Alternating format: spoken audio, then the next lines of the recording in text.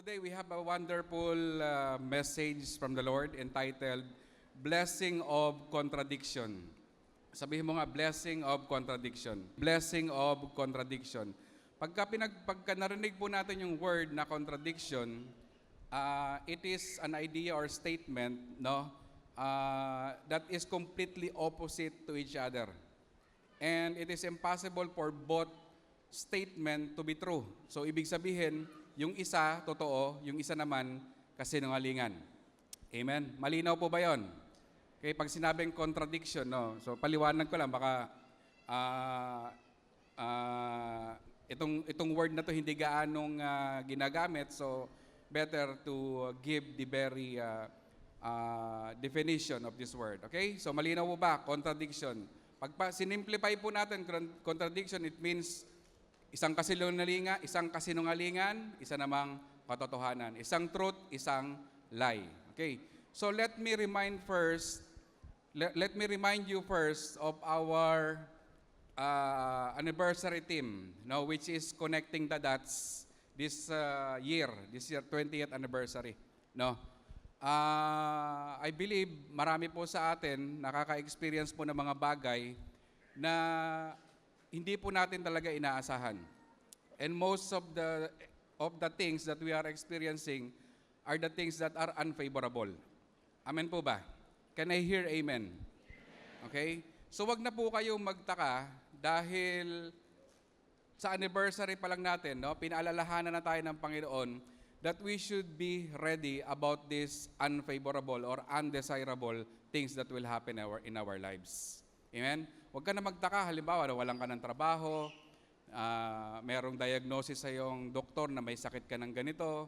No, lahat ng mga bagay na pangit sa paningin ng tao, pangit sa paningin mo, huwag ka na magtaka kung mangyari man yun sa taon na to. Amen po ba? But the good thing is, hindi naman yun ang katapusan. No, yung sitwasyon mo, hindi yun yung final say. Hindi yun yung katapusan ng mundo mo. Ang magsasabi ng ang final say, ang salita po ng Panginoon. Amen?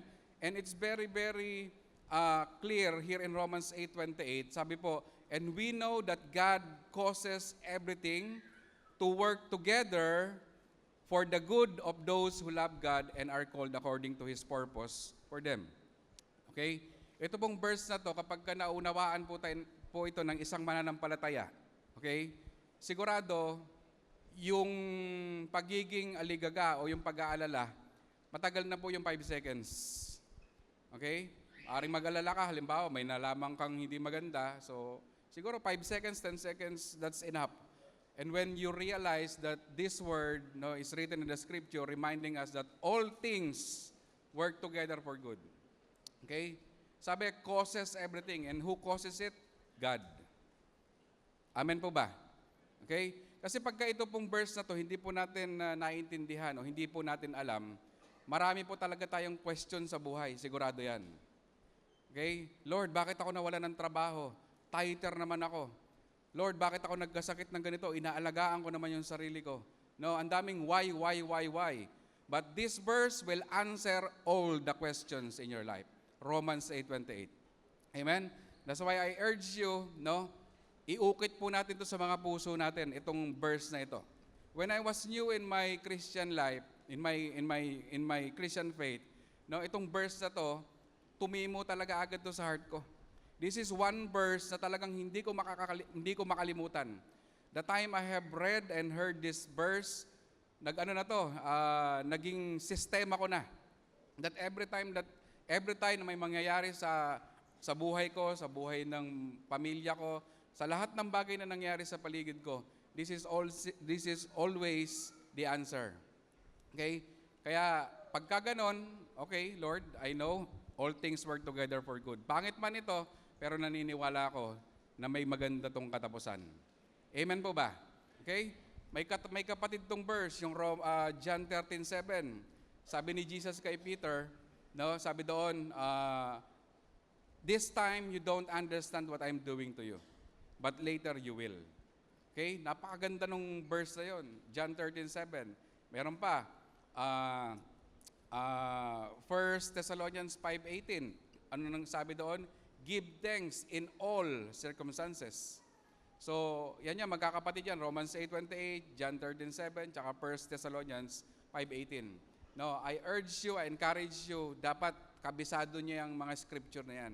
Kasi sigurado, sa ayaw at sa gusto mo, there will be undesirable, unfavorable things that you will encounter in your life. And this is the only answer, the Word of God. Amen po ba? Okay? So connecting the dots, no? Every dots, dots means situation. It means event. And it's not an accident na yung pong logo ng ating church are composed of dots and lines. Di ba? So dito pa lang, pag nakita mo yung logo ng church natin, mariremind ka na agad about the connecting the dots. That every situation that happens in your life is very important. Part yan ng plano ng Diyos. Amen po ba? Okay, that is very important. Di ba sa isang figure, halimbawa, yung 1 million, di ba? 1 tapos 6 na 0. So yung dot, okay, simple, ano lang yan, napakaliit. Okay, napakaliit. But if you are going to place this dot before the last 0, anong mangyayari sa 1 million? Di ba magiging 100,000? Pagka inusog mo pa yon, magiging 10,000. Pag inusog mo pa yon, magiging 1,000. So, small dot, but it can affect the figure. It could decrease or increase the figure. Kaya wag mong mamaliitin yung nangyayari sa buhay mo, pangit man o maganda. Kasi parte yan ng plano ng Panginoon. Naniniwala pa ba tayo doon? Okay? Tandaan nyo, yung lagi nating naririnig na preaching about kay Joseph the Dreamer. Di ba? May pangako ang Panginoon sa kanya, may dream siyang nakita, and then what happens next? He experienced the pit.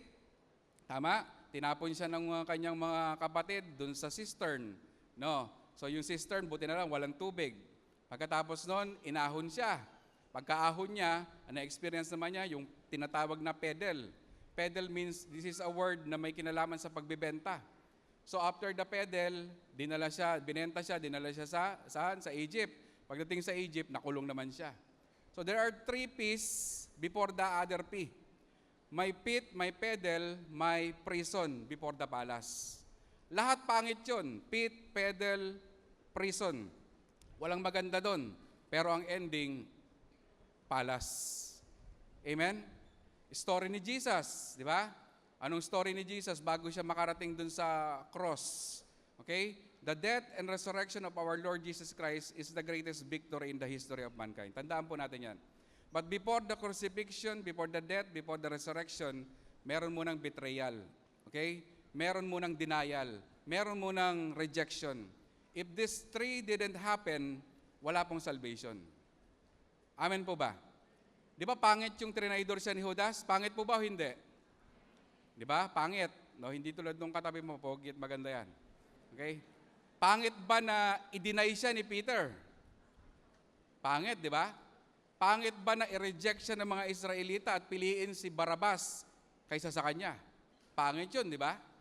Pero magpasalamat tayo because all those things happen. Nagkaroon ng betrayal, nagkaroon ng denial, nagkaroon ng rejection. Otherwise, walang salvation. Lahat tayo walang pag-asa, lahat tayo papunta sa impyerno. Amen po ba? Okay? So, I just took this topic, no, and reminded you all, remind us all. Kasi naniniwala ako that the team that God has given to our dear pastor, no, this will really, really happen this year. Amen po ba? At hindi lang naman siyempre ngayong taon na to, this is applicable hanggang humihinga ka dito sa mundo. Okay? Remember yung 2020, yung Vision 2020 natin? Di ba? Biglang nagkaroon ng lockdown, nagkaroon ng COVID.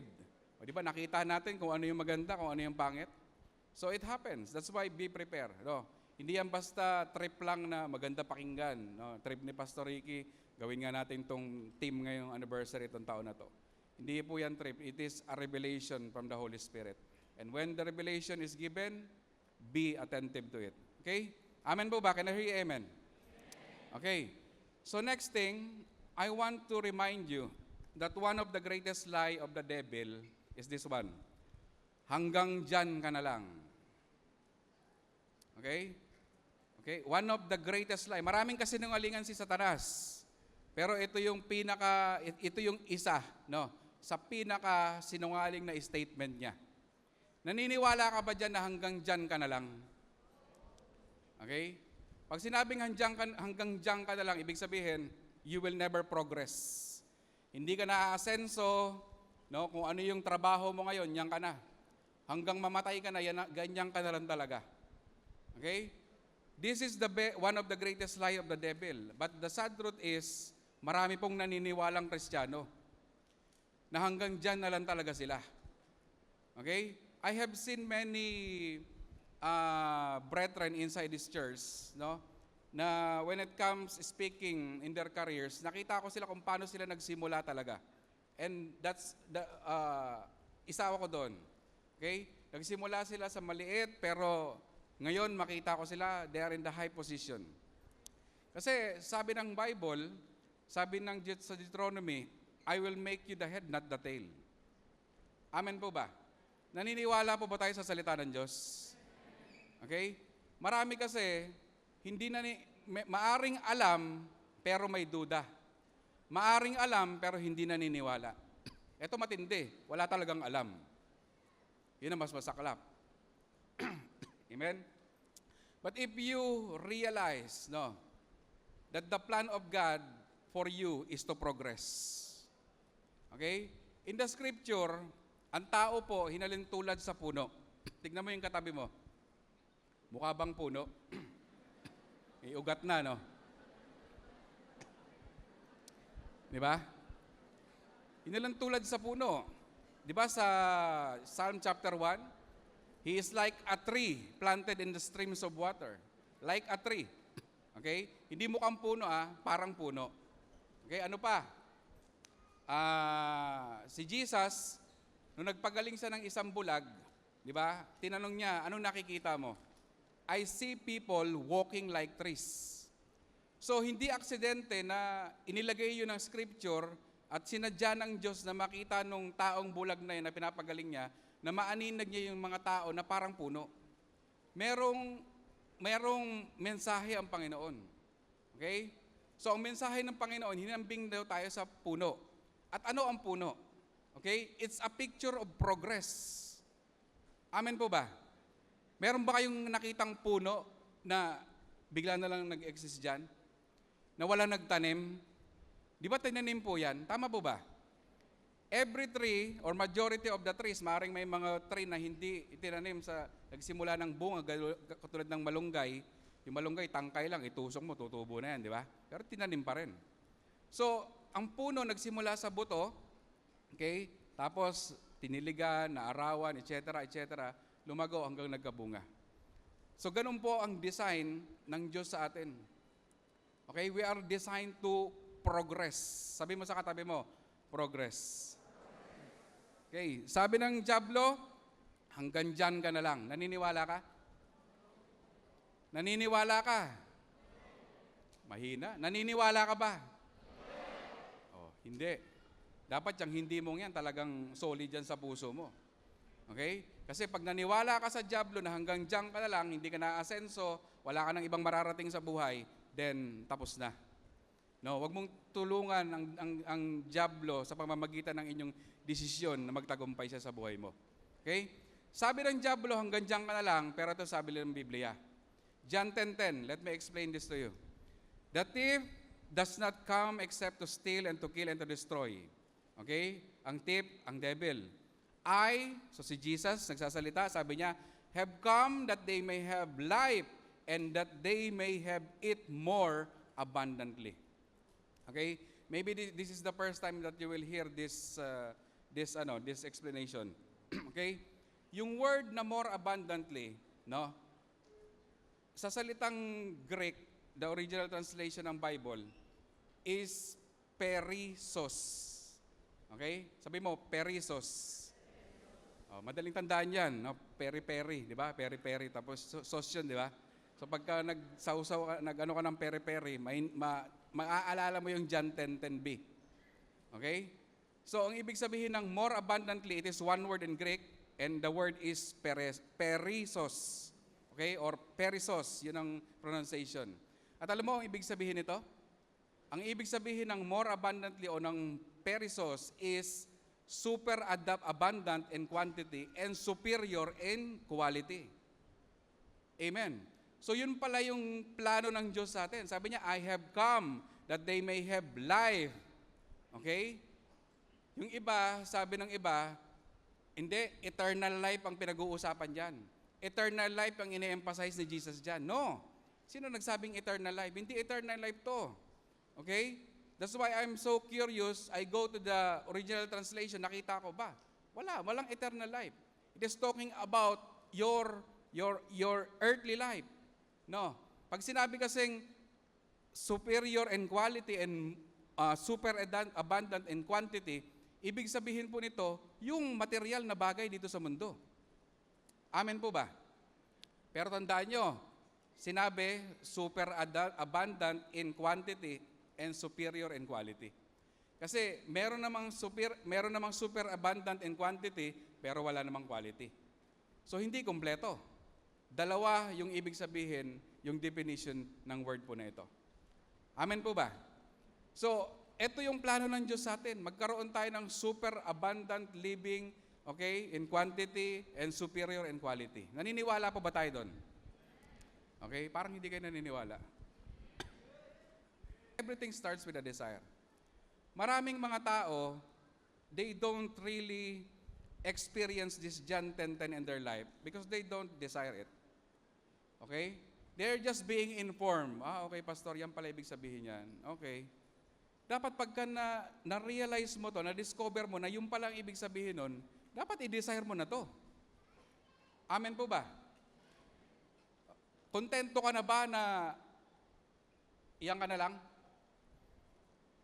Ha? Hindi kayo sigurado sa sagot nyo, no? Baka, hindi, sabi ng Bible, be content. Okay, let me explain it to you. Yung Bible po, tinuturuan tayo maging kontento. Pero ang ibig sabihin ng pagiging kontento na sinasabi po ng Bible, maging mapagpasalamat po tayo kung anong meron tayo sa kasalukuyan. But it doesn't mean that we will remain stagnant. Kasi ginagamit po yun ng mga ibang nagtuturo, no? Lalo na yung mga against sa mga progress, teaching about progress. By the way, our church, we teach holiness, we teach righteousness, and we teach progress. Balance po tayo. Hindi lang puro dito kabanalan, no? Lahat naman papunta tayo dun eh. Pero marami ayaw magturo ng progress. Isang bagay yan na tinuturo ng Biblia. Ito, John 10:10, ang linaw-linaw. Tama po ba? Okay? So dapat ibahin natin yung takbo ng ating isipan ngayon. We must desire this plan of the Lord Jesus Christ to all of us. Pumarita daw siya, para magkaroon daw tayo ng buhay. And that they may have it more abundantly. Okay? Take note of the word may. Okay? Take note of the word may. Hindi sinabing will. And that they will have it more abundantly. Hindi ganon. May. So, didepende talaga yan dun sa desire mo. Everything starts with a desire. But sabi ng Bible, ang kamatayan daw nagsisimula sa desire. Okay? After the desire, it gives birth to sin. And sin will give birth to death. Kung baliktarin kaya natin, yung evil desire, gawin natin good desire. Di ba? Yung maganda, ma-achieve natin, ma-experience natin yung pangako ng Panginoon. Yung plano ng Panginoon sa buhay po natin. Okay? Sabi mo sa katabi mo, mag-desire ka na. Okay? Ang problema po kasi sa atin, wala talaga tayong desire. Hindi mahirap yan. Ako, yayaman. Ito lang natapos kong kurso. Hindi siguro, yung mga ganun bang mga banat. Di ba? So, nag-agree ka na dun sa sinasabi ng kalaban na hanggang diyan ka na lang talaga. Amen?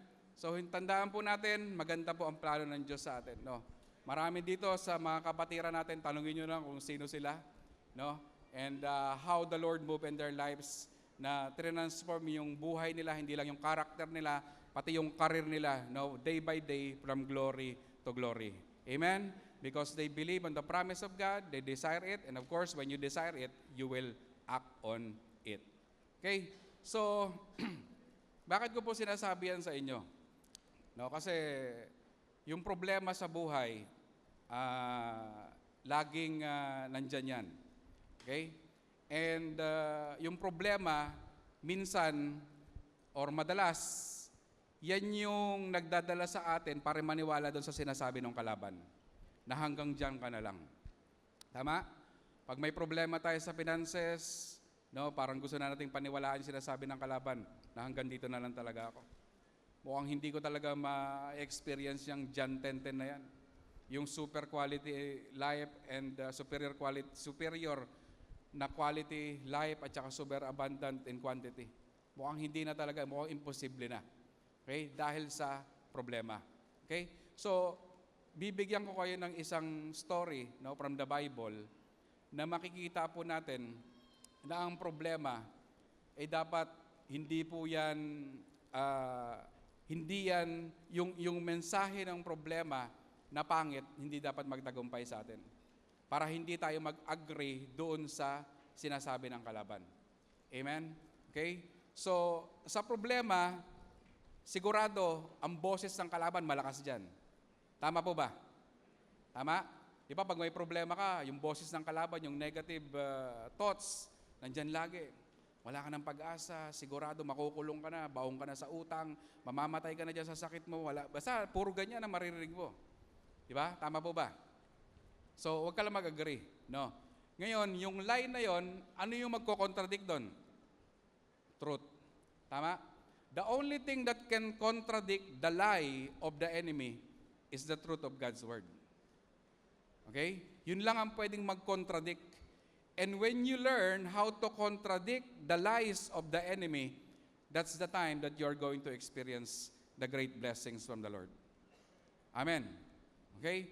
So basahin po natin tong Daniel chapter 3 verses 24 to 29. Okay? Sabi po dito, but suddenly, Nebuchadnezzar jumped in amazement and exclaimed to his advisors, didn't we tie up 3 men and throw them into the furnace? Yes, your majesty, we certainly did, they replied. Look, Nebuchadnezzar shouted, I see 4 men unbound walking around in the fire unharmed, and the 4th looks like a god. Then Nebuchadnezzar came as close as he could to the door of the flaming furnace and shouted, Shadrach, Meshach, and Abednego, servants of the Most High God, come out, come here. So Shadrach, Meshach, and Abednego stepped out of the fire. Then the high officers, officials, governors, and advisors crowded around them and saw that the fire had not touched them. Not a hair on their heads was singed, and their clothing was not scorched. They didn't even smell of smoke. Then Nebuchadnezzar said, Praise to the God of Shadrach, Meshach, and Abednego. He sent his angel to rescue his servants who trusted in him. They defied the king's command and were willing to die rather than serve or worship any god except their own God. Therefore, I make this decree, if any people, whatever their race or nation or language, speak word against the God of Shadrach, Meshach, and Abednego, they will be torn limb from limb, and their houses be turned into heaps of rubble. There is no other God who can rescue like this. Amen? Hallelujah. Okay, so let me remind you about the background of this story. No, sa chapter 3 ng Daniel. So during this time, the Israelites were in the Babylonian captivity. Okay, bihag po sila ng mga taga-Babylon. No, Babylon is Iraq, no, in this present time. So during that time, King Nebuchadnezzar told his people to make an image, a golden image, no. Napakataas po nito, 90 feet yung taas, 9 feet naman yung lapad. And this is a golden image, okay? And then sabi niya, kapag daw tumunog ang trompeta at iba pang mga instrumento doon, okay, when the sound is being played, every people, okay, around that place should bow down and worship that idol. Ngayon, pagka hindi daw lumuhod, ang pinakaparusa ay ihuhulog doon sa fiery furnace o doon po sa tinatawag na pugon. Okay? Ngayon, tumugtog na po yung mga instrumento. The music was being played and all people bowed except these three Jewish boys. Now, namely Shadrach, Meshach, and Abednego. So everyone were bowing down. Okay, were bowing down. They were bowing, but these three, they remain standing. So, ikinagalit ito ni King Nebuchadnezzar. So, sabi ni King Nebuchadnezzar, sa kanila, kinausap sila, binigyan sila ng second chance. Okay? Para ma-spare yung buhay nila. Pag tumunog ang pag na-play ang music, no, lumuhod kayo para hindi kayo mapatay, hindi kayo maparusahan. Pero anong sabi nitong tatlong Jewish boys na to? Ng tatlong guwapings. No? Sabi ng Bible, mga handsome daw to eh. Handsome young man. Okay? Parang yung katabi mo. So, anong sinabi po nila? No? The God that we serve is able to save us. And He will rescue us. Yun ang sabi ni Shadrach, Meshach, and Abednego. Okay? Tapos sabi pa niya, and even if He doesn't, kung hindi man daw sila iligtas ng Diyos, hindi pa rin daw sila magsisilbi sa mga Diyos-Diyosan at hindi sila yuyuko doon sa rebulto na yon. Okay? Yun ang sagot ni Shadrach, Meshach, and Abednego. Hindi siya parang nagmakaawa o tawag dito, nagbigay pa ng suggestion. Baka pwedeng iba na lang ang gawin. No, hindi. Straight to the point, straight to the face of King Nebuchadnezzar. And the one they are speaking to is a king. Hindi po ito ordinaryong tao. He has the authority, the power to spare their lives or to kill them. Pero ang tapang nitong tatlong batang ito. No, face to face, sinabi nila, no, we will never worship that idol. Amen po ba? Okay? So, dahil nga dun sa sinagot nila kay King Nebuchadnezzar, si King Nebuchadnezzar galit na galit at talagang gustong manakit. No? Sobrang galit niya. Nakinuman niya yung mga soldier niya to bring these three Jewish boys doon sa pugon. At hindi pa siya na kontento. No, he commanded his people to make it 7 times hotter. So imagine that, no, yung 7 times hotter na yung dinala yung mga sundalong nagdala kay Shadrach, Meshach, and Abednego, sila yung unang namatay. Actually, himala na nga agad, di ba? Hindi pa sila tinatapon sa pugon. Yung nagdala sa kanilang mga sundalo, namatay na, pero sila hindi pa. Napansin niyo po yun sa story? And you know what is the degree of that fiery furnace? According sa mga historian, it is around 900 to 1,100 degrees Celsius. Ang tindi nun. Napakainit. Tapos ita times 7 pa. O kaya talaga mamamatay pagka lumapit pa lang doon sa bungad. So, pero ang nakita po natin, no, namatay yung mga sundalo, pero itong si Shadrach, Meshach, and Abednego, they were not burned. Hindi sila namatay, hindi sila nasunog. Pumasok pa sila doon sa loob. Okay? And nakita po natin yung outcome nung ginawa po nila. Yung pag-maintain ng integrity nila, yung pag-maintain ng kanilang pananampalataya at pagtitiwala sa Panginoon. Okay? King Nebuchadnezzar was amazed. Okay? Nung nakita niya na gano'n yung naging outcome. Kasi ang expectation nila, pag hinagis yung tatlong yon, sigurado magsisisigaw yun sa sakit. Imaginein mo, mapaso nga lang tayo ng plansya. Di ba? Halos magtangas ka na eh. Kaya yung tumama yung hinliliit mo dun sa kanto ng aparador, di ba? Magtatangas ka talaga sa sakit. Eh yung pa kaya, no? 7 times hotter. Imagine if it is 900 degrees Celsius times 7, ilan yun? Ano yun na sa calculator? No? Ang init, sobra. So expected nila, they will shout in pain, they will cry in agony. Pero ibang nangyari. Sabi ng scripture, sabi ni King Nebuchadnezzar, look, sabi niya, look, I see 4 men unbound, walking around in the fire, unharmed. Di ba? Sumasayaw tong tatlo na to, ay 4 pala. Hawak mo ang faith. So nakita po natin, the expectation was never the reality. It was the opposite. Ina-expect masusunog pero ang nangyari, hindi. Amen? Kasi bakit? Hindi po dahil fireproof si Shadrach, Meshach, and Abednego. The reason why they were unharmed, the reason why they were not burned, because God is with them. Amen po ba? Okay? They are in the fire, but they never went on fire, for the maker of fire is with them. Di baling masadla ka sa problema, basta kasama mo ang Diyos. Amen po ba? Di baling mawalan ka ng trabaho, basta kasama mo ang Diyos. Di baling ma-diagnose ka ng isang sakit, basta kasama mo ang Diyos. Amen po ba?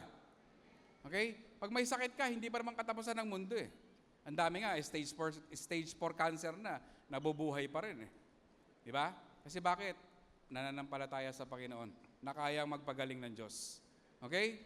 So, let us be inspired by the lives of these people, of these 3 young Jewish people, just Jewish boys. Okay? So, pag in-apply natin to sa ating buhay, okay, bilang isang Kristiyano, no, in the present time, sometimes the Lord will allow problems in your life. Okay? By the way, there are 2 things that the Lord can make sa mga bagay na nangyayari sa buhay natin. It could be He caused it to happen or He allowed it to happen. Pero wala pong nangyayari sa buhay ng isang tao na labas sa kaalaman ng Diyos. Okay? It is always allowed or caused by God to happen for a reason. Okay? Minsan may i-allow si Lord sa buhay natin na isang problema na yung problema naman na yon magte-take advantage si Satan for you or for me to be pushed to compromise your faith. Okay? Diyan magaling si Satan eh, yung magte-take advantage. Pag nakita niya kasi yung kahinaan natin, magte-take advantage siya. And alam niya na ang isang tao, pagka may problema, medyo mahina yan. Okay? So, anong gagawin niya? Ipupush ka niya to compromise your faith. Same with these 3. Di ba? Tinutulak sila ng sitwasyon para mag-compromise na sila. Eh, ang sabi ng Bible, you should have no other gods aside from me. Okay? Hindi ka pwedeng magsumamba ng ibang Diyos. Ako lamang ang dapat nyo sambahin. Yun ang sabi ng Biblia. Yun ang sabi ng Torah para sa mga Israelita. Okay? And they stand on their integrity, they stand on their faith. Na kahit na itulak na sila ng sitwasyon, imagine that, ihuhulog ka ng buhay sa isang pugon. No? Maybe dito sa congregation na to, meron sigurong 10, 5 na talagang mag-i-stand doon sa faith niya. But what if, no? If the Lord will allow it to happen, na ang mga Kristiyano dito sa Middle East biglang magkaroon ng great persecution. Oh, you will renounce your faith or you will remain on your faith. Pagka hindi mo ni-renounce yung faith mo, sige, ihuhulog ka namin dito sa pugon na to. I don't know if many of us here will do the same like these 3 Jewish guys. Maaring, sige na nga. Sige na nga, Lord. Pasensya ka na, Lord. Buhay na usapan dito eh. Magre-repent na lang ako, Lord, pagkatapos nito. Tumitingin ka naman sa puso ko, hindi naman sa kung anong actions ko eh. Okay? Sometimes, inaabuso po yung ganong klaseng bagay. Na sa Lord, ang Lord tumitingin sa puso. No, kahit na ganyan ang ginagawa mo, the Lord is looking at your heart. Diba, minsan dito sa music team, not only music team, in every ministry, no, sometimes we affect the word excellence because of this excuse. Okay? Minsan hindi na natin natatarget yung word na excellence for the Lord because of this excuse. Sa puso naman, tumitingin ang Lord. Which is totoo yun. Totoo yun. Pero kung yun na yung the best mo na pwede mong ibigay sa Kanya. Pero kung ginagawa mo lang yung excuse para hindi mo ma-achieve yung excellence, yung kaya mo na pwede mong gawin sa Panginoon, then you're wrong. Amen po ba? Okay? So si Lord, hindi lang siya tumitingin sa puso, tumitingin din siya sa action natin. Tandaan mo. Okay? So, ngayon, balik tayo doon sa pinag-uusapan natin. No? Tinutulak sila na mag-compromise. Ganon din sa atin pagka may problema tayo sa buhay. Sometimes when the Lord allows us into a financial problem, okay, anong ginagawa po ng kalaban sa atin? Pagka-tither ka, sasabihin sa'yo ng kalaban, huwag ka muna mag-tithes ngayon, maunawaan ka naman ng Diyos. Oh, di ba? Huwag ka na mag-tithes. Kaya na nila yan. May problema ka na nga sa pera, dapat ikaw yung binibigyan, dapat hindi ikaw yung nagbibigay. Tama? Tama po ba? Marami yatang guilty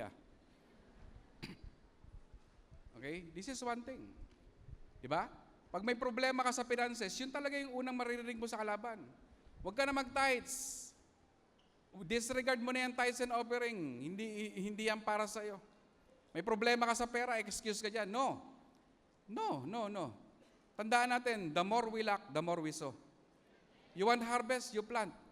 Because when you don't tithe, you don't tithe, you don't offer, you don't do tithes and offering, you are not planting. Amen po ba? By the way, we are doing tithes and offering here, not as law. We are doing tithes and offering here as a principle. Okay? As a principle. Magkaiba yung law, magkaiba yung principle. Yung law, parang ganito. Huwag kang tatawid dito sa kalsadang to. Yun ang law. Pero yung principle, ano yung principle ng law na yun? Huwag kang tatawid kasi nakakamatay. Ibig sabihin, safety. What is the principle of tithing? The principle of tithing is you are entrusting your finances to God. And you are not just entrusting your finances to God, you are entrusting your finances to your Father. Amen po ba? Okay? Yung mga may anak dito, okay? Di ba nag-birthday? Nag-birthday, nagpasko, yung anak, di ba nakakatanggap yan ng pera? Tama po ba? Tama? Sino yung masaya? Hindi. Di ba pagkatapos bigyan ng maka-receive ng pera yung mga anak, binibigay sa magulang. Tama po ba? Hindi naman yung anak yung nagtatago ng pera ang nagtatago yung magulang. Ini-entrust niya yung pera niya sa magulang niya, okay? Kahit sinasabi, nak, utangin ko muna yan. Mga magulang, huwag nyo nang sabihin yun, fake news daw yun. Okay, sabi mo na lang, kunin ko na yan, I will take care of it. Okay, ang ibig sabihin nun, yung anak, he or she is entrusting that money to his or her parents. Kasi alam niya, yung parents niya magpo-provide, magsusustain ng lahat ng pangangailangan niya. Amen. So that's the principle of tithing. Ang problema, we don't entrust God with our finances. That's why what happened, yung pressure nasa sa atin. Kasi pag in-entrust mo yung finances mo kay Lord, okay, siya na ngayon yung in control. And he is in control, okay? He is he is responsible. And who is the one is responsible? He is in pressure. Okay? Ang maganda lang si Lord hindi nape-pressure. Pero tayo nape-pressure. Pag kinuha mo yung responsibility, kinuha mo yung pressure. Kaya tayo nape-pressure. Kaya minsan nagkaroon ng problema sa finances, konting na-shaken yung finances, nawawala agad yung faithfulness pagdating sa tithes and offering. Pagdating sa giving. Okay? Tandaan po natin, there is no other way for us to experience financial breakthrough except from tithing. From tithes and offering. Okay? Wala na pong ibang solusyon dun. Yun na talaga. Hindi natin pwedeng balasahin ng Bible, baka mag-iba yung resulta. Hindi yan tong its, na pag binalasa mo, iba yung barahang mapupunta sa'yo. So, yun na talaga yun. Yun lang ang susi. You want financial breakthrough? Then do it. Amen po ba? Okay? I have experienced many things. Usapang problema sa pera, isa na ako sa naka-experience niyan dito. No, I'm not saying I'm already free from financial problem. Until now, nagpapaaral ako ng college. Yung susunod na taon, may mag-aaral na rin akong maliit. And college year, hindi naman barya hundreds ang binabayaran dito. Thousands. At hindi birong thousands. No. But salamat sa Panginoon because even though I can see this is a big problem for me, no? Salamat sa Lord, He taught me how to maintain my integrity when it comes to tithes and offering. And I saw how the Lord, palakpakan natin ang Panginoon. Okay? I saw how the Lord provided. No, grabe. Some people here, they know my story. Pagdating sa pagpapaaral sa isang anak kong college. No, that amount is so wow. No, wow, grabe. Kung ako diyan, pinag-aaral ko na lang yan sa Pilipinas. Yung ibang magulang siguro ganun ang masasabi. Pero salamat sa Panginoon, the Lord have provided all the necessary needs when it comes to finances sa akin pong pamilya, sa akin especially doon po sa aking anak na si Ira. So I'm courageous to say this because I'm not just being informed by this word, by this message. Experience ko po ito. Amen? And if God can do this to me, bakit hindi gagawin sa inyo? Pare-parehas naman tayong anak ng Diyos dito. Amen po ba? Okay? Tandaan mo, si Lord, hindi lang natin Diyos. Tatay natin siya. Ama natin siya. Nakakalimutan kasi natin yung ano na yun eh, I cannot say endearment, no? Ano ba pwedeng tawag natin doon? Basta sabihin na lang natin na isang pangalan ng Diyos, that He is our Heavenly Father. Nakastick tayo kasi doon sa Yahweh, nakastick tayo doon sa Lord, nakastick tayo doon sa God. Wala pong masama doon. But don't forget, Jesus told us the prayer. This is how you will pray, Our Father in heaven. O di ba? So dapat maano sa isipan natin na ang Diyos na ating sinasamba, hindi lang natin Diyos, tatay din po natin siya. Amen po ba? Okay? So, sana po tayo? Yon, sa problema, no? So, yung problema, iniulit ko, itutulak ka niyan para mag-compromise. Okay? Compromise, gagamitin ni Satan ng lies. So, dapat punong-puno ka ng truth para makontradict mo yung lies niya. Okay? Tandaan mo, yung ginawa ni Shadrach, Meshach, and Abednego, they maintained their integrity, they did not compromise their faith, and what happened? Miracle. No, naka-experience sila ng blessing. And this is not an accident that the Lord gave this message to us. Maaring ikaw yun sa ngayon, na nandun ka na sa point, nandun ka na sa edge of compromising, na halos umuo ka na sa jablo para i-compromise mo yung faith mo. So the Lord is talking to you right now. Okay? Huwag kang maniniwala sa sinasabi ng kalaban. Amen po ba? Okay? One thing na dapat natin pong tandaan, in every difficult situation, in every problem, our perception is very, very important. Okay? Perception is not what you see. Perception is how you see. Iba yung what you see sa how you see. Okay? Kasi when your perception is poor, then yung tingin mo sa sitwasyon, pangit talaga. Amen po ba? Pagka pangit yung nakita mo, then automatic, makakakita ka, puro negative. And negativity survives on your reaction. Okay? It's very important how you will see things. No? Parang story ng mga Israelites. Okay? Di ba, inutusan yung 12 spies para mag-survey dun sa Promised Land. So yung 12, ang nakita nila, pare-pareha sila nakita. May giant, tapos meron din mga prutas, puro giant din. Giant trees, giant fruits, giant, lahat, everything. Merong flowing milk and honey. Pagdating dun sa kampo nila, nagkaroon ng reporting. Yung 10, ang report, negative. Yung 2, yun lang ang positive. Okay? Same eyesight, but different insight. Magkaiba yung perception nila. Ang nakita ng 2, positibo. No? Ang nakita ng 10, negatibo. So, napaka-importante talaga sa isang sitwasyon ng buhay natin, meron po tayong healthy perception. Sabihin mo perception.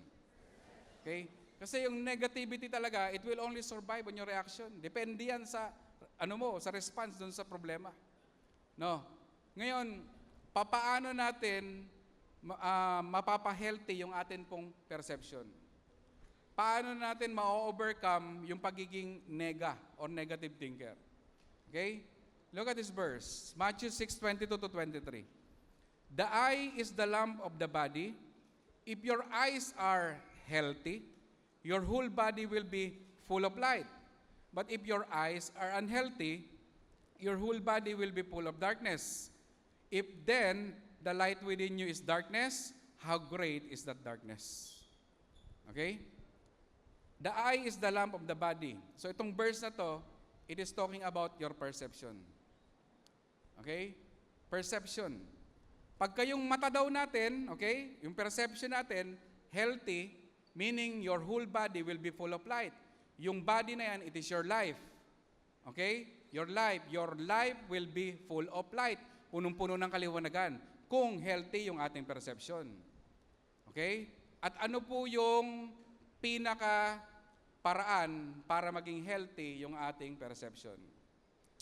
Para mapuno ng kaliwanagan yung ating buhay, yung ating paningin. The Word of God. Diba sabi ng Psalm 119, if I'm not mistaken, verse 105, no? Sabi doon na the Word is the lamp to my feet and light to my path. So salita ng Diyos talaga. The reason ang isang tao kapag ka nasa problema, ang nakikita lang niya negative, is because maaring wala siyang Word of God, or may Word of God siya pero hindi niya naintindihan. Or may Word of God siya pero hindi niya pinapaniwalaan. Okay? Many people, they only receive the information but not the information but not the revelation. It is one thing to have the information about the Word of God, but it's another thing to have its revelation. Okay? Kasi maraming na-inform pero hindi talaga na-receive yung revelation. And the revelation is the one who will change your perception in life. Okay? Pag puno ng salita ng Diyos yung puso mo, yung pag-iisip mo, then everything you will see is always positive. Amen po ba? Alam mo kung bakit ka nandiyan sa company mo? Halimbawa, bago ka dyan sa company mo. Do you realize why the Lord put you in that place? Alam mo na ba kung anong dahilan? Okay? Ikaw, halimbawa, Kristiyano ka, no? Pumunta ka sa isang bagong lugar, okay? Bagong lugar na expected mo, walang mananampalataya or konti lang ang mananampalataya. Or let's say, sabihin natin, walang mananampalataya. Do not expect a very good or light environment. Okay? Given yon, pag pumunta ka sa isang lugar na walang mananampalataya, wala ang presensya ng Diyos, sigurado, mabigat yon. Amen po ba? Kasi yung iba, halimbawa, galing ka sa isang magandang, kunwari, galing ka dito sa Dubai. No, nasanay ka dito sa congregation na ganito. Ngayon, dalhin ka ng Panginoon sa ibang lugar. Dalhin ka sa Somalia. Yan, dalhin ka sa Zimbabwe. No. Siyempre, pagdating mo doon, mag-iiba environment. Wala gaanong Kristiyano. No, mabigat yung pakiramdam. So, wag ka magrereklamo. Wag mong tignan agad yung negatibo. Ang tignan mo kung ano yung purpose ng Lord, bakit nandun ka. Maaring nandun ka kasi gagamitin ka ni Lord para i-save yung mga tao na nandun na hindi pa ligtas. Eh kaso nauunang reklamo eh. Lord, ba't nandito ako? Ang pangit naman ng lugar na to. Napakabigat. Puro demonyo paligid ko. Eh kaya ka nga nandyan. Ang dilim-dilim naman dito, Lord. Kaya ka nga nandyan kasi ikaw yung may ilaw. Tama po ba? Kasi yun kagad nakikita natin eh. No? Reklamo kagad. Alam mo bakit nagre-reklamo? Kasi nga, kulang sa salita ng Panginoon.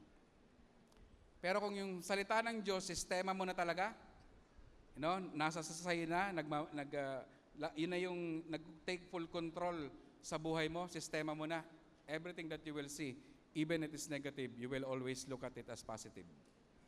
Amen? Okay? So, wag po tayong, mga, tawag dito, mga nega-nega. Okay? Malinaw po ba? No, minsan, dahilan, Pastor, hindi ko kasi maintindihan talaga yung pag nagbabasa ako ng Bible. No? Laging, yun ang dahilan. Ako, as per my knowledge in the Scripture, it is impossible for a person na walang desire na magbasa po ng salita ng Diyos. Especially if he or she is professing that he or she is saved 5 years or 10 years ago. No, yung 5 taon, 10 taon ng Kristiyano tapos wala pa rin gana magbasa ng salita ng Diyos. I'm sorry to tell you, if you are that person, you are still bound to hell. Papunta ka pa rin ng impyerno, hindi kita bobolahin. Kasi pag tinanggap mo ang Panginoong Jesus, ang Holy Spirit nasa sayo rin eh. And it is impossible if the Holy Spirit is within you, for 10 years, hindi ka nagkaroon ng gana talaga na magbasa ng salita ng Diyos. I don't think so. I don't believe it.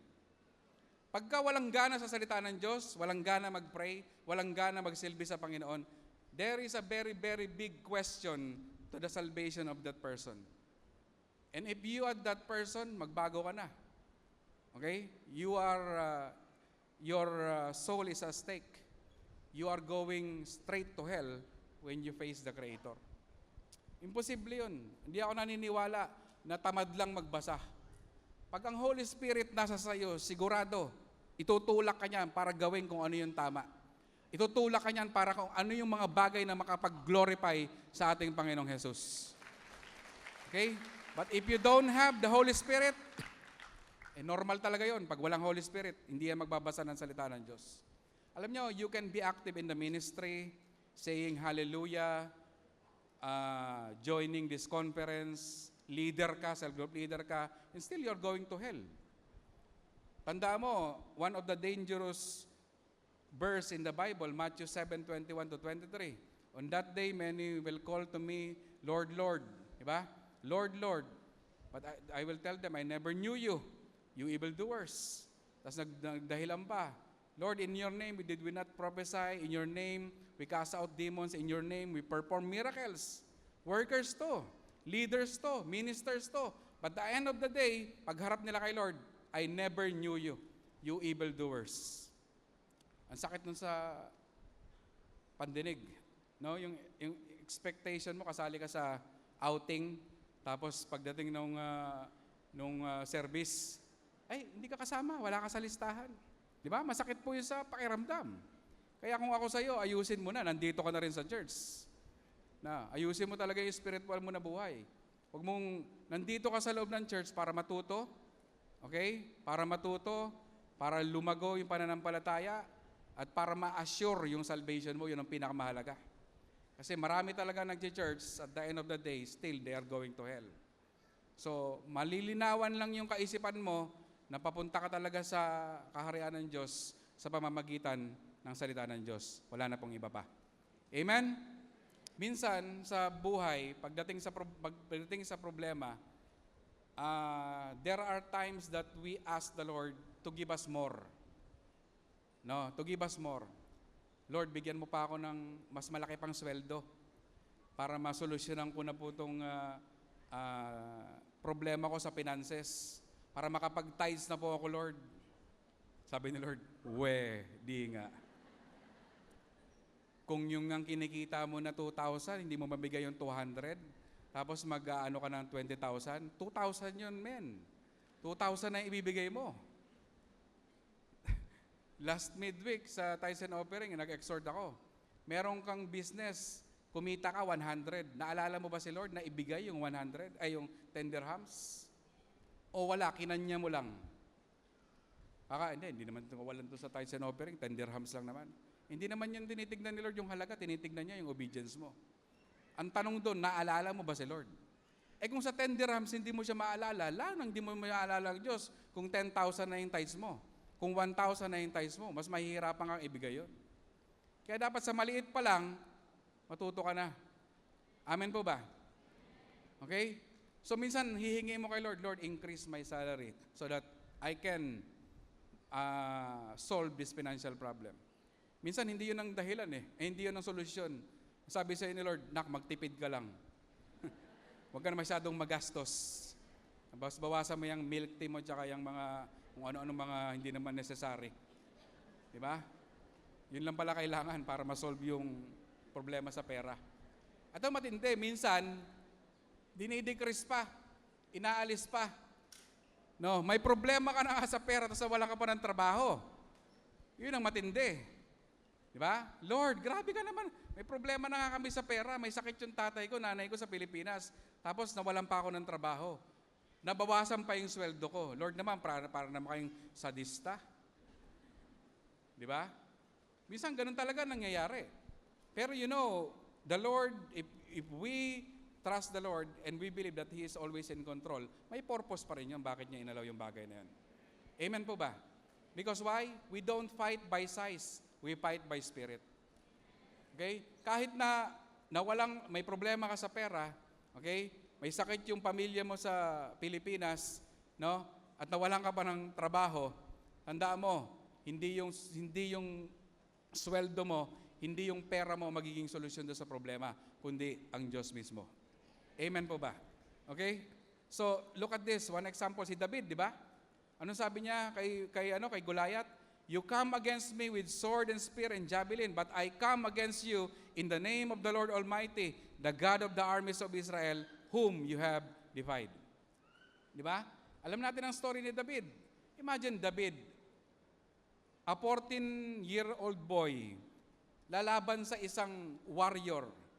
Champion to, si Goliath. He stands around 9 foot.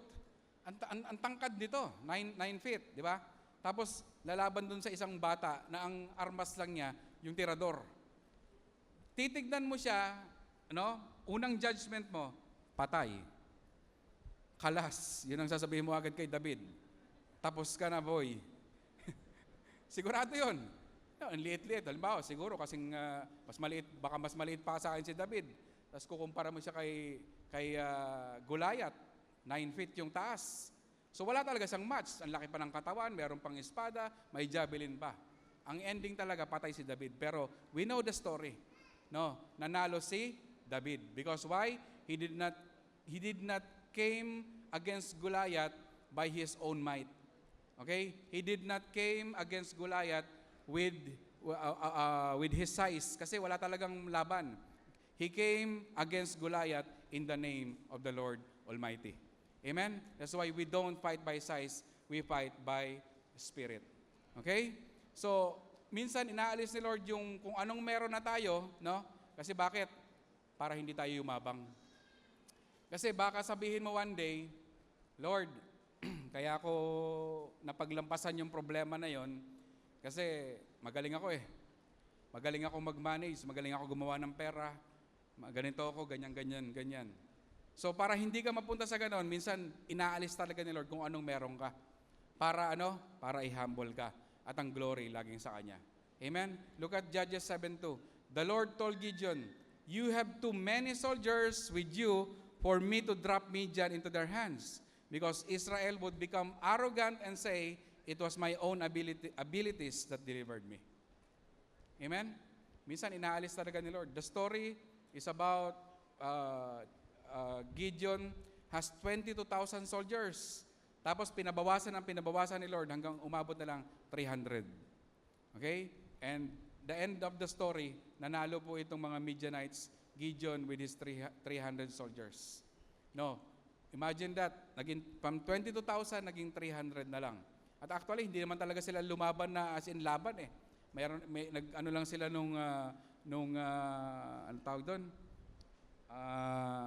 Trumpeta, no? And then the Lord make nilito yung mga kalaban. Tapos yun, sila ang nagpatayan. Okay? So, tandaan natin, pag kami tinanggal ang Lord sa atin, tandaan mo, it's not the thing that He had removed from us that will help us to deliver from that situation. It is God Himself. Amen po ba? Okay? Kaya kapag may Jesus ka, may God ka, sapat na yon. No? Ikaw lang at saka si Lord, sapat na para mapaglampasan mo yung problema. Okay? So wala nang usapan. No? Pagka nawala, let it go. Kumanta ka lang, let it go. Basta ang mahalaga, ang Diyos kasama mo. Yun ang pinakamahalaga. Amen? Okay. And next, dito po sa story na to, na binasa natin kanina, in Daniel chapter 3, no? Yung tapang nito ni Shadrach, Meshach, and Abednego, hindi naman nabuo ng one night lang, o hindi nabuo nung time na nandun na sila sa furnace. Okay? Hindi sila tumapang nung nandun na sila sa furnace. Bago pa lang ang furnace experience, matapang na talaga sila. Buo na yung loob nila. Okay? And what is the word? What is the secret word? Kung bakit sila matapang na? Because of Consistency. Okay? Consistency. No. Saan sila consistent? Okay? Saan sila consistent? Una, consistency in meditating God's Word. Next slide na. Yan, consistency in meditating God's Word. Joshua 1:8, keep this book of the law always. Pagka sinabi bang always, consistent? On your lips, meditate on it day and night, so that you may be careful to do everything written in it, then you will be prosperous and successful. Itong verse na to, nagdudugo na yung tenga natin sa kakarinig, kakabasa nito. Pero kumusta naman? Talaga bang sinusunod natin to? Or you are always making excuses? Pastor, busy kami kasi sa trabaho, wala talaga akong panahon para magbasa ng Bible. Talaga lang. Lord, pasensya ka na, busy ako, dami kong ginagawa sa ministry, may pupuntahan akong counseling, may bibisitahan akong cell group, mayroong ganito, may ganyan-ganyan. So pasensya ka na, Lord, hindi talaga ako makapagbasa ng salita ng word mo ngayon. Pwede ba 'yon? Di ba? Pwede ba 'yon? Di ba, meron tayo sa Diyos relasyon. Pagkakarelasyon mo, from time to time kakausapin mo. Tama po ba? No, unless na lang na hindi maganda yung relasyon nyo sa isa't isa. Pero kung maganda relasyon nyo sa bawat isa, kayo mag-asawa, okay? Di ba, lagi kayo nag-uusap, no, hindi nyo matiis na hindi mag-chat sa loob ng isang araw. Kumusta ka na, mahal? Ayos ka ba? Di ba? Lahat ng pwede natin gawin, ginagawa natin just to communicate with the person who na nasa karelasyon natin. Okay? Pero bakit kay Lord? Pwede na yung, Lord, wag muna ngayon. Busy kasi. Okay? So, uulitin ko. Yung isang tao na wala talagang gana sa salita ng Diyos, there is a very, very big question about the salvation na sinasabi niya na receive niya. I'm sorry for you to hear that. No. But that is the truth. Okay? And huwag mo sasabihin na hindi mo maintindihan. The more na hindi mo maintindihan ang isang bagay, the more mong ulit-ulitin. Amen?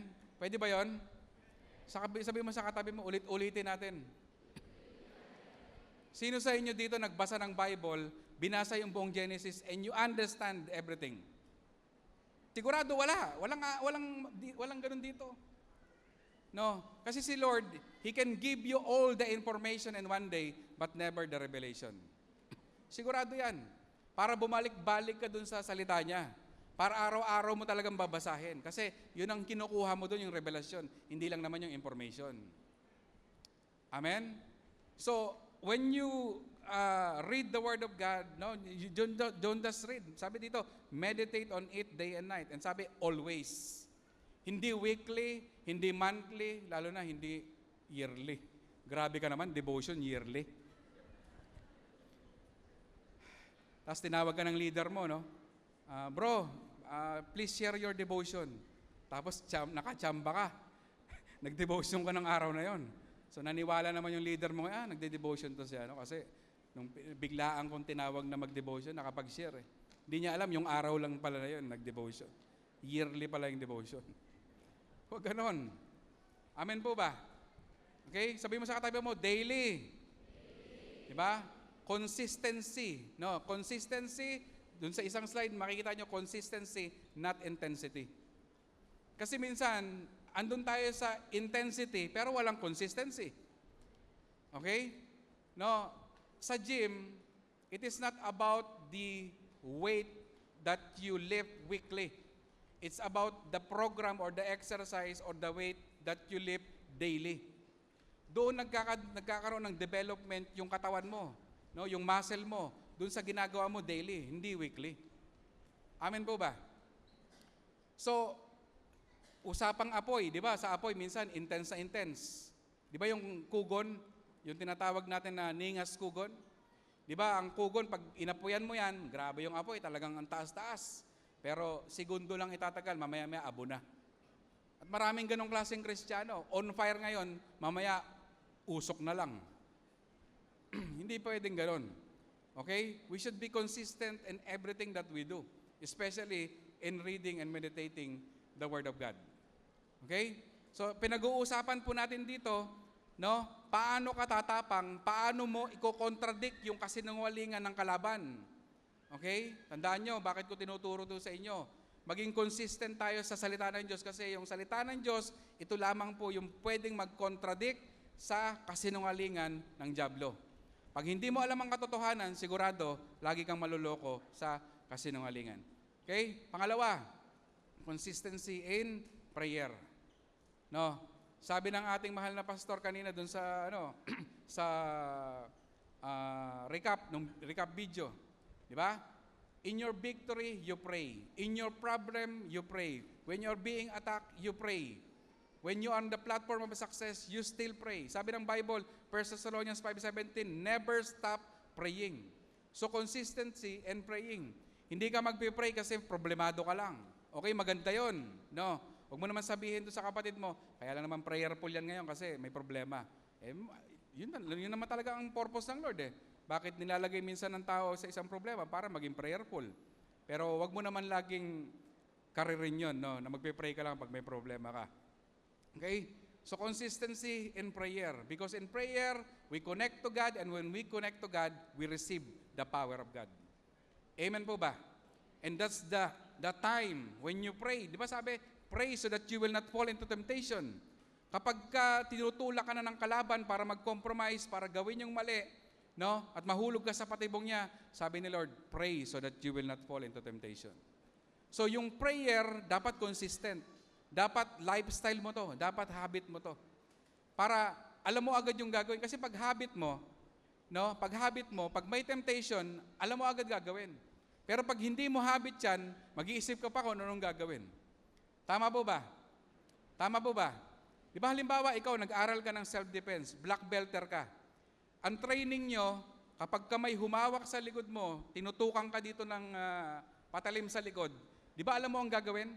Alam mo kung ano yung procedure, paano mo maagaw yung panaksak at matalo mo yung kalaban. Bakit? Practice mo na eh. And those people, they did not practice it once. They are doing it daily. Amen? That's why, na-master po nila yung bagay na yun. Maliwanag po ba?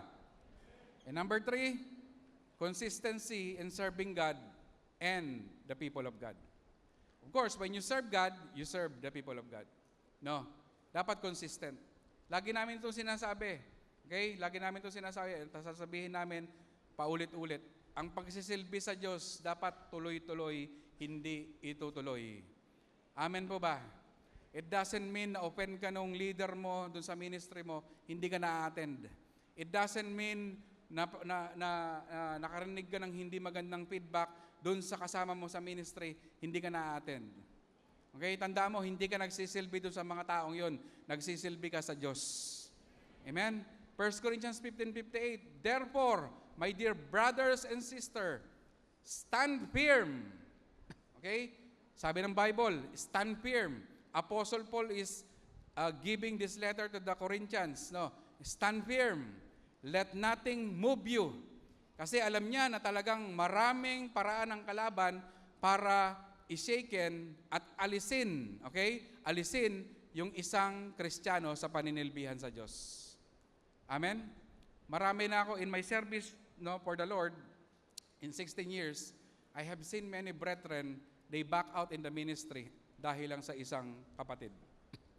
Dahil lang natisod, sabi niya, ayaw ko na.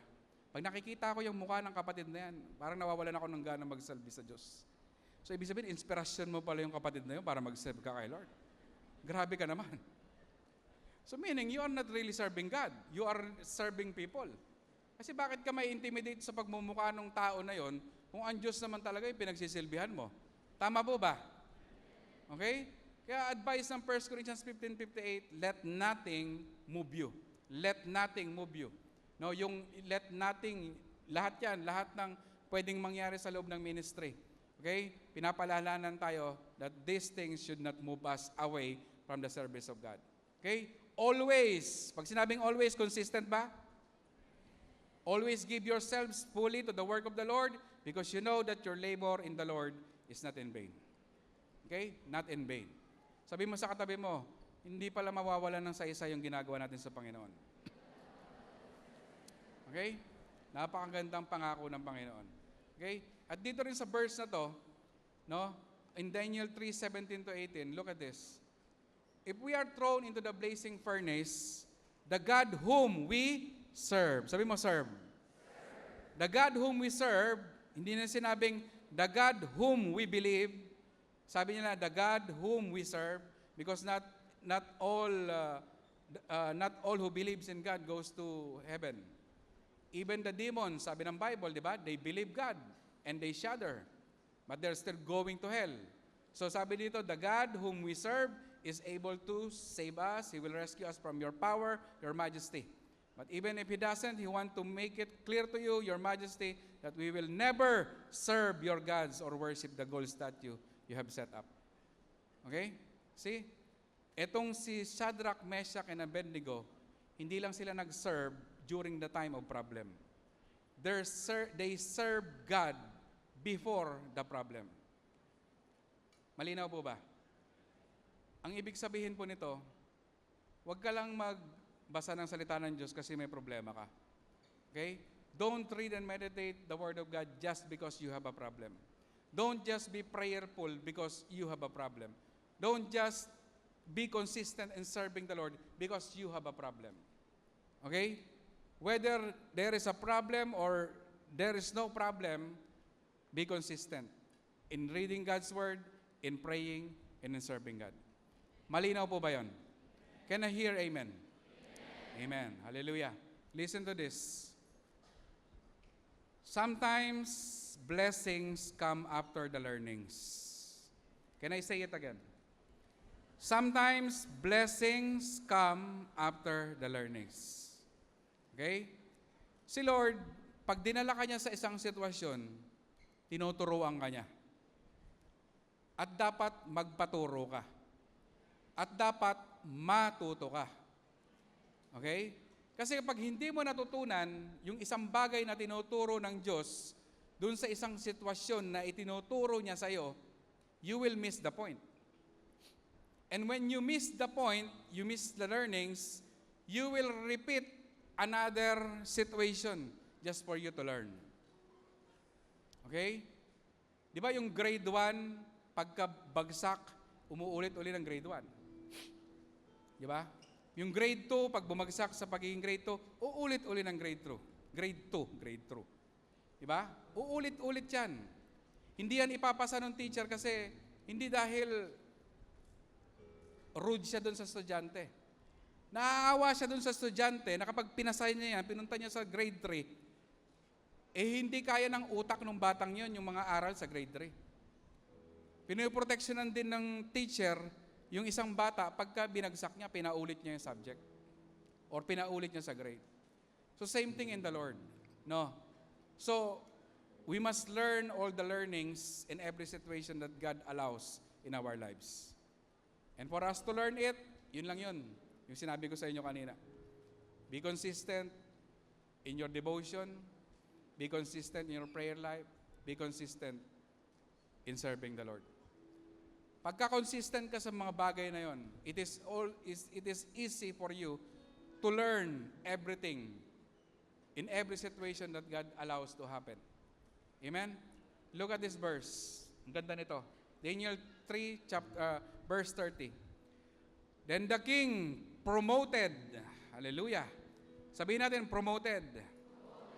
Shadrach, Meshach, and Abednego to even higher positions in the province of Babylon. See? Nakita niyo po? This is the blessing of contradiction. After they have defied the king's command, after they have contradict the lies of the enemy, now blessings come. Natutunan nila kung paano mag-contradict. And how it happened? Because they are consistent of these three things. See? There is blessing and contradiction. You must always contradict the lies of the enemy.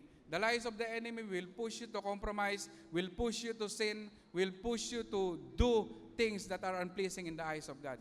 But if you have the truth, you are full of God's truth, you will be able to contradict every lies of the enemy with the truth of God's word.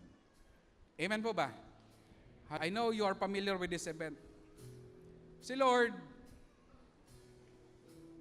when He was in the cross, He looks defeated. Tama? When Jesus was on the cross, being crucified, yung mga tao, ang lungkot-lungkot na, no? Especially yung mga naniniwala sa Kanya. Pero yung mga hindi naniniwala sa Kanya, tuwan-tuwa. Nagse-celebrate. Lalong-lalo na si Satanas at yung mga demonyo niya. They are celebrating because they thought that Jesus, the heaven is defeated when Jesus was crucified in the cross. Amen? Akala nila talo na kasi bakit? Nandun sa cross Nakapako, no? Tapos duguan, gulpa sarado. Pero hindi nila alam that picture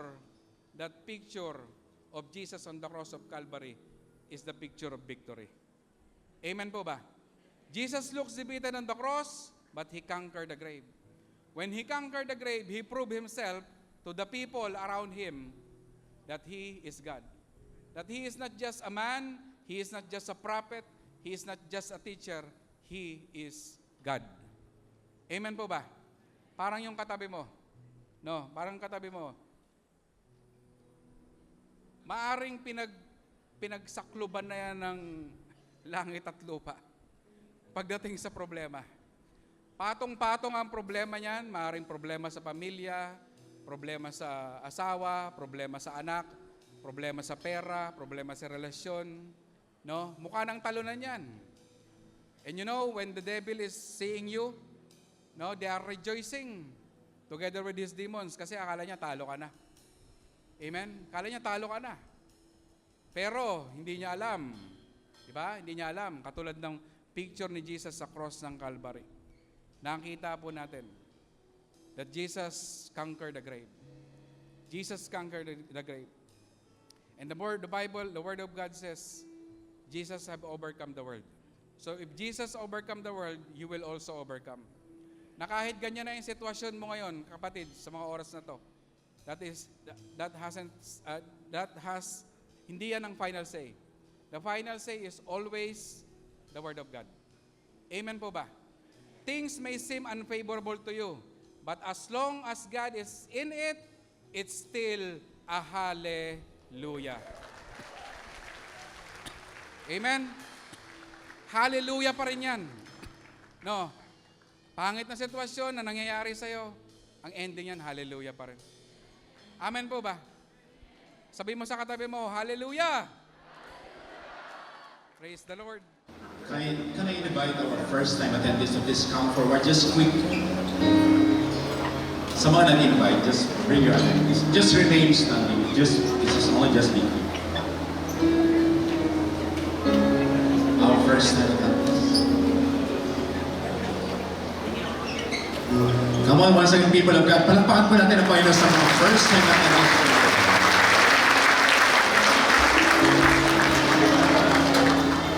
Hallelujah.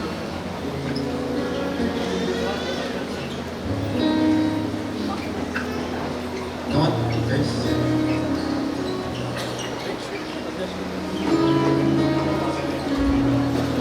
First and foremost, on behalf of the Wi-Fi World Harvest International, UVIPs, we want to welcome you in the house of the Lord.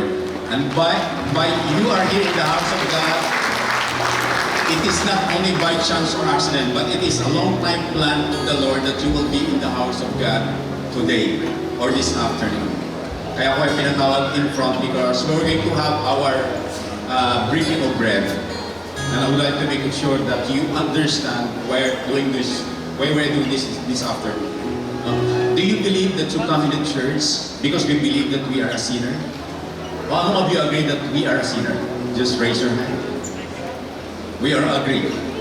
Tama, ang sabi ng Bible sa Romans chapter 6 verse 23, sabi niya, for the wages of sin is death, but the gift of God is eternal life through Christ Jesus. You are here in the house of God because the Lord wants you to receive the gift of life. That instead na naghihintay sa atin yung kamatayan, but the Lord wants us to receive eternal life. So, paano natin matanggap yung buhay na walang hanggan? Sabi ng Panginoon sa John chapter 3 verse 16, sabi niya, for God so loved the world that He gave His only begotten Son, that whoever believeth in Him shall not perish but have eternal life. Kung napapansin po niyo yung pambungan ng Panginoon, sinasabing mahal ka niya. Do you agree that the Lord loves you, our Father? Kung wala man may nagmahal sa iyo sa pagkakaalam mo, pero nais kong ipaalam sa iyo, matagal ka ng mahal ng Diyos. At ang pagmamahal na yan, ay mayroong isang regalo sa atin na buhay na walang hanggan. Pero bago ang buhay na walang hanggan, I want you to know, mayroong danger na nakaabang sa atin. Kaya, for the way, yung eternal life, bago yun yung death muna. So walang may makakarating doon sa eternal life, otherwise, i-accept mo yung regalo ng Diyos na walang iba kundi ang kanyang anak na si Jesus Cristo. So yung daan natin papunta doon sa pangako ng buhay na walang hanggan. So, if I'm going to ask you, would you be willing to receive the Lord formally by confessing in your mouth that Jesus Christ is the Lord? As your way to salvation, as the promise of God of eternity will be yours by opening your mouth that Jesus Christ is the Lord. How many of you raise your hands? Mga VIPs? Amen.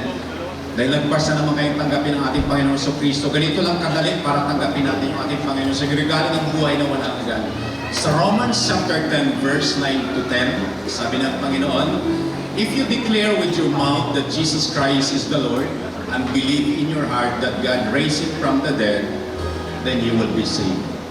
For it is with your heart that you believe and are justified, and it is with your mouth that you declare or profess your faith, and you will be saved. Naniniwala po ba kayo, mas madaling kunin ang langit kaysa anumang bagay dito sa mundo? Mas mahirap ihamak ang maghahanap ng trabaho kaysa tumanggap ng langit.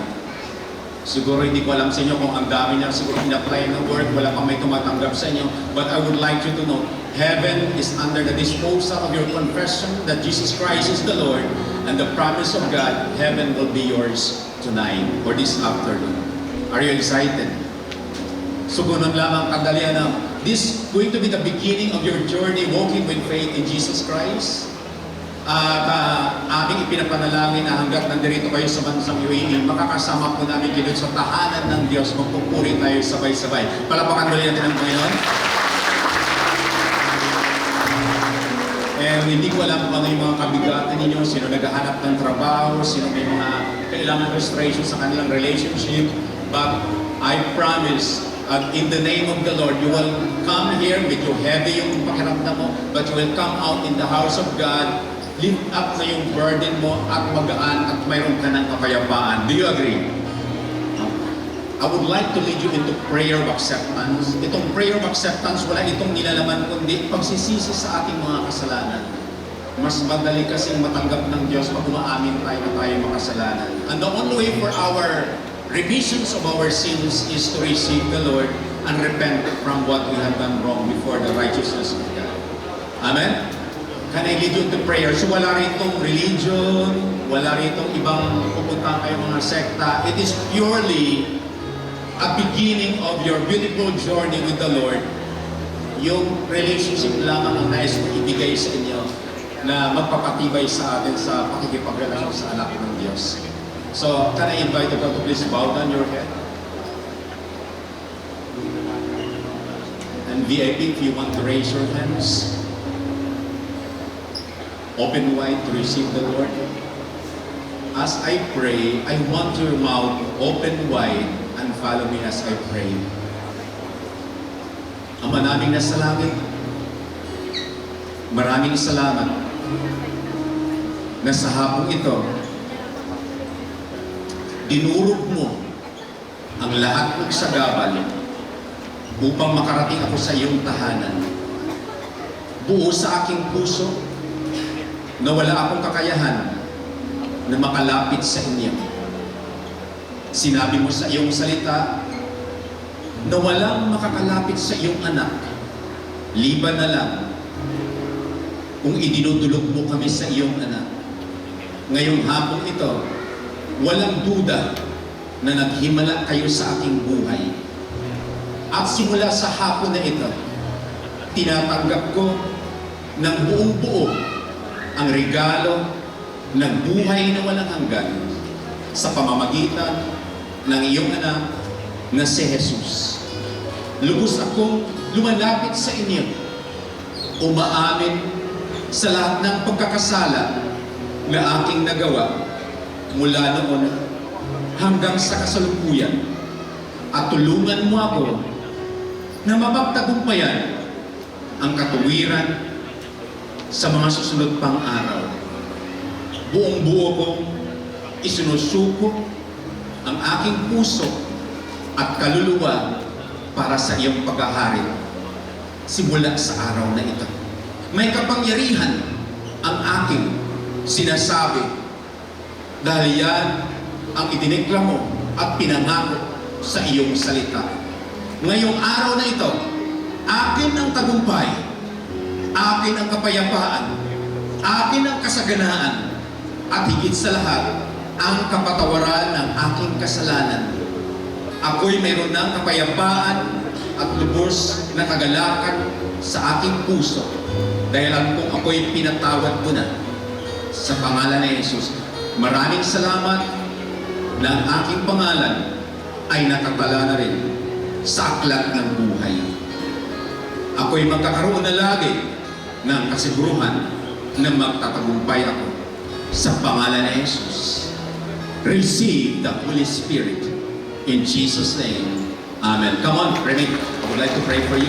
Lord, maraming salamat, O God, sa mga kapatid, O Lord, na buo ang kanilang puso, sinambit ng kanilang mga bibig, O God, na si Jesus, O Father, ay naipako sa krus, namatay at pagkatapos ng 3 araw na buhay. Kalakip noon, O Lord, ang aming pagkabuhay din mula sa pagiging makasalanan. Ang iyong grasya at pag-ugad ang lagi magtatawid sa amin patungo sa buhay ng kabanalan. Kaya ang mga kapatid nito, Lord, na bago po namin kasama, we are glad, O Father, O God, na idako mo sila sa iyong tahanan. And I'm praying and declaring, O Lord, that the same favor, or more than that, O Lord, ang ibinigay mo sa amin, masigitan mo pa ang pagpapalang ibinigay mo sa mga kapatid na ito. We love them. As the Father loves them, O Lord, we love them, O Father. So I am declaring right now, let the Spirit of love of Jesus Christ manifest sa bawat isa. You VIPs, kung sino sa inyo ngayon may mga pinagdadaanan sa inyong kalusugan, receive your healing. Kung sino sa inyo nangailangan job offer, receive your job offer right now. Because the Lord hears your prayer. Thank you so much, O Father. We entrust them unto your hands, O Lord, and let your glory shine, Panginoon, in their hearts starting today. In Jesus' name. Amen. Hello everyone! Kung kayo po ay na-bless sa message ng Panginoon sa araw po na ito, I encourage you to like, follow, or subscribe and share the link of this preaching sa inyong pong mga mahal sa buhay, sa inyong pong mga kaibigan. God bless and see you next week.